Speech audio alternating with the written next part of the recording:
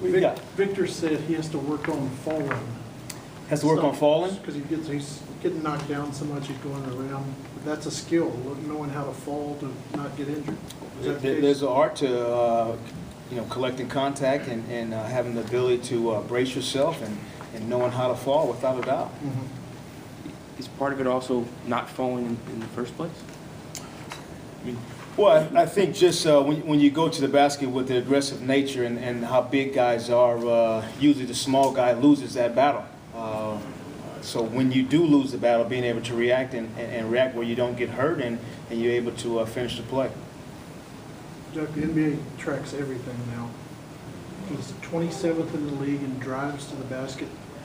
I mean, does that show that the kid's not afraid of it? He's fearless going in there, isn't he? And you can see how important it is for our group to have him get to the paint and get to the basket. Just sheer free throw numbers are good for us, whether we're getting into the bonus earlier, him collecting fouls against the opposing team, and just putting pressure on the defense.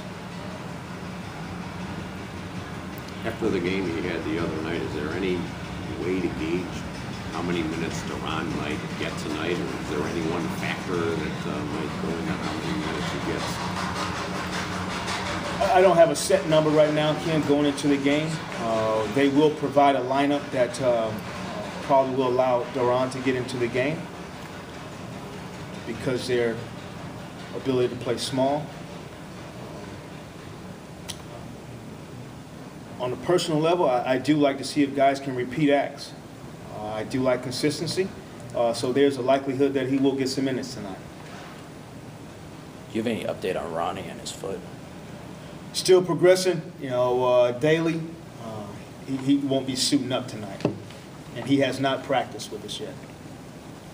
Obviously, you don't have Vucevic tonight. Do you know if he's going to be traveling with you on this 3-game road trip coming up? That's still in discussion right now, and we'll probably know a little bit more tomorrow.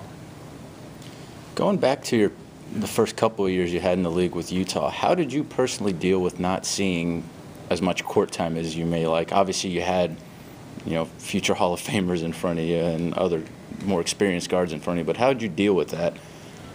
It was interesting because the few times that John did get hurt in his career, I was there at that time, so I got thrown into the fire pretty quickly early in my career, and got a chance to see what it feels like to play against the big boys, and a little bit of a shock for me. I always felt that I was prepared. I was the most in shape guy on every team, but I still wasn't in shape enough. I still wasn't strong enough. So it made me really understand how to survive in the league. Then John got healthy, and then I was battling for minutes. So it gave me a resolve and a mental toughness that stayed with me of how to keep my place, my existence in the league. And thus I did it for 12 years. You didn't play with him here in Orlando, but Bo Outlaw's being honored tonight. Throughout your time in the league, what do you remember most going up against him? Really his energy, his effort level on a nightly basis. At that time, I said it before, he was a one-man press, and so I was always concerned about inbound the basketball, where he was. I'm a huge basketball junkie, and so growing up in LA, I used to go to the summer league and actually watch Bo and watch him put up stats in the summer. He might be the all-time scorer in summer league, so he'd take out all his non-offensive nights and use them in the summer. So, but a great individual. Love having him around. I'm glad he represents us, and I'm glad he's being honored. If there was a Summer League Hall of Fame, would he be first ballot? Without a doubt. Without a doubt, he's on the starting five. Did you see some of those triple doubles he dished out? Without a doubt. Front and center, I was there. More than a few games where he played all 48 minutes. Certainly there was a game earlier against the Bulls where guys played even more minutes than that, but you just don't see guys playing all 40 minutes of a regulation game anymore. You don't see that a lot. Come a little bit of anomaly. His ability to be ready every night and have the energy. I've never seen him not have the energy. Coach, it looked like a flawless just field goal attempts were down a little bit the last couple of games. How essential is he to what you want to do and how you want to play And then is there a number of shots you'd like to get him, or do you want it just to come in the flow of the game? We definitely want to come within the flow of the game. It's more quality shots than anything. We never go in with a set amount for him.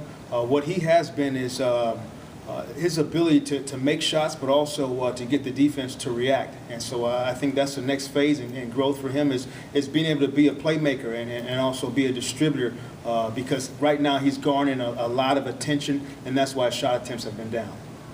So defenses have been, you've noticed they've been focusing on him more? Without a doubt, early in the season? whether it's denying him in the post, whether it's double teaming him, so definitely so. And what's the main adjustment you want him to make with that, just getting other guys involved too? Well, that's a growth area for him. This is probably the first time in his career he's been double teamed, and that he's the first lead guy on the scouting report. So good thing is we have a whole half a year for him to get adjusted to that. What was it that the Hawks did the other night? Teams had sent bigs against them. Did they follow that tactic as well, or did they mix things up on them defensively? Well, that was their MO, the previous games also. Being able to send extra big over and just kind of clog things up, slow it down for him a little bit.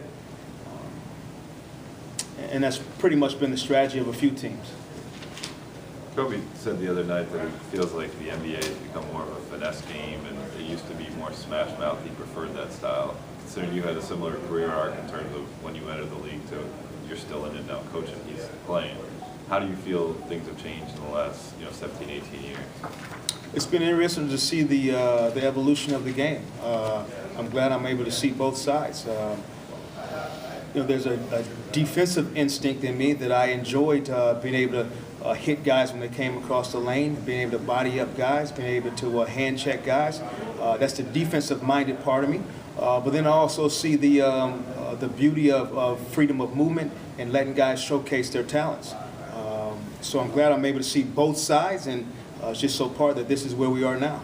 Basically, neither all-star starting lineup has a center in the lineup. Is that another kind of sign of the times that positions matter less than they did, X amount of years ago, and now you could just have 5 guys who know how to play on the court together? And there's nothing wrong with that. I think the beauty of seeing basketball players perform, the traditional point guard, traditional center, those things are evolving, and that's the great thing about the game is you watch young kids on the playground. You see 6'2" guys posting up. You see 6'2" guys handling the basketball. You see Kevin Durant at 6'10", 6'11", or 7 foot, or whatever he is, and you see European guys like Dirk Nowitzki have a special talent. That's the beauty of the game of basketball. Coach, if you have Davis starting out on Gasol, how do you want to try to handle him defensively in terms of if you need to double or does he need help with how Gasol's been playing lately?